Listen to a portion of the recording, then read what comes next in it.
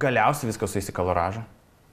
O galiausiai viskas sueis į jo didesnė bėda, kuri šiais laikais yra, tai yra judėjimą. Va kur visa bėda. Ką aš kuo toliau to labiau pastebiu, kad vėlgi pripratimas prie mažo kaloražo yra labai dažnas atvejis, kur ateina žmonės, sako, aš mažai valgau, svoris nekrenta. Tačiau judėjimas yra labai mažas, nekalbant apie dar raumeninio audinio aktyvaciją, tai yra jėgos treniruotės, daug streso, gausūs vakariniai valgymai, miegas labilus, savaitgalinė kompensacija. Tai yra lėtiniai ryte ir tada jau kaip gaunasi gyvenimas. Alkoholis?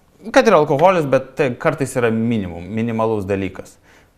Va čia visa bėda, kur riboji kalorijas ir tu matai, kad ant 1000 sėdi, ant 800 sėdi, nueina 2 kilogramai ir viskas vėl sustoja.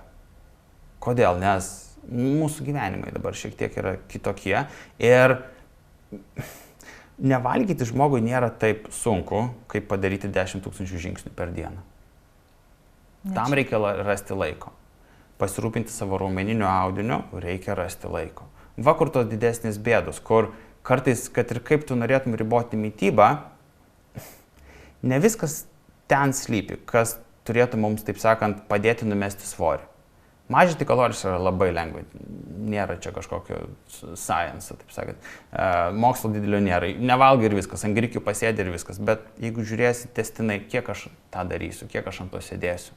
Va čia kiti klausimai eina, kur kitų elgsenos aspektų įvedimas į savo gyvenseną pačią yra labai svarbus. Tai pastatyti vėlgi, kaip ir apie mitybą kalbėjom, savo tikslus, ką aš galiu su fizinė veikla padaryti. Taip, kiek kartų per savaitę, kur aš galiu to skirti laiko, padaryti savo planą, kaip ir su pirkinių krepšeliu. Taip, jeigu mes norim tiksliai žinoti, ką mes valgysim, padarykim pirkinių krepšelį. Pafantazuokim, ką aš valgysiu iki trečiadienio, kaip tai galėtų atrodyti. Tai labai viską mums palengvina automatiškai. Suplanuoti su šeima šitos dalykus, kad būtų mums lengviau. Taip, tada ir apsipirkti yra lengviau, o kai žmogus žino, ką jis valgys, yra žymiai mažiau streso, ypač grįžtant namo ir klausiant, tai ką man dabar suvalgyti, nieko neturiu. O ne, aš jau žinau, aš jau esu pasiruošęs viską. Ir nereikia apsunkinti savo proceso. Žmonės labai dažnai pastato savo tikslą, kad vakarienė pas juos yra pagrindinis valgymas per dieną. Jie grįžta pavargę, laiko neturi. O tikslas jų, taip sakant, kaip Napoleono. Taip, kartais kuo paprasčiau į vakarą, tuo bus lengviau.